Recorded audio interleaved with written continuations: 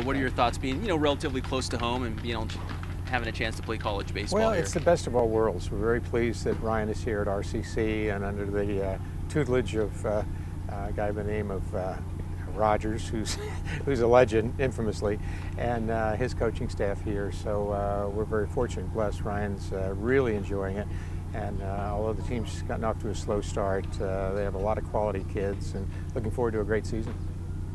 How much coaching or advice do you give him as he's progressing here in his baseball career? Well, like I said, Dennis Rogers and Andy and all the guys have really done a great job of enhancing Ryan's knowledge of the game, physically, mentally, and spiritually. But he always comes home to Dad, and fortunately I was blessed to play a number of years in the major leagues and be able to share that experience with him. And I've said over the years I'm going to layer information to you as time goes on, and you can handle it. And he's really very coachable with his dad, which is rare.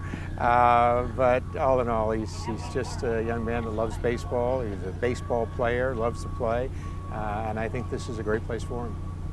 We did an interview with him a couple days ago, and he said, when he was a younger teenager, he was like, "Oh, Dad, I got it." But at some point, it kind of clicked that, hey, Dad was pretty good, and he knows what he's talking about. I better start absorbing some of this stuff. Could you kind of see that in him when he kind of, absorbed more of the information and tips you were giving him? Sure. I think for any baseball player that's had success, when they do have sons or even daughters, as time goes on and they become a little older, more mature in their teens, they start to realize that, wow, Dad was pretty good, and maybe I should ask him some questions now, and Ryan's done that. A little deeper questions. We had one yesterday where he was talking about what I think my greatest achievement was, and I said, well, I think it's the consecutive game streak of 1,207 games, 7.5 years, and he looked at me, and I said, because it really made a statement for how I felt about the game, and going out sometimes with migraines and pulled hamstrings and all those things, and I said, it's about commitment and passion, and I said, I think I see that in you, and he smiled.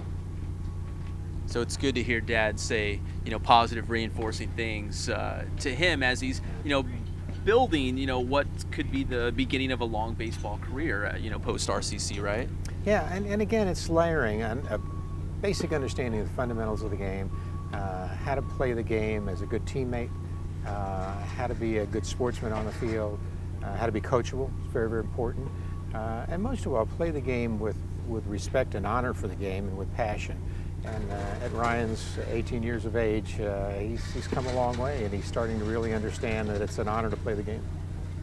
And looking forward, Steve, as a former big leaguer yourself, do you see the big leagues in his future, and what kind of advice do you give to him to take, gradual steps to reach that level? Well, I try to be very objective, and I've talked to a lot of people to try to get their objective opinions, and most of the scouts and coaches he's played against and for feel that he has potential professionally, and he's got some plus virtues, a plus arm and power, and he runs the bases well.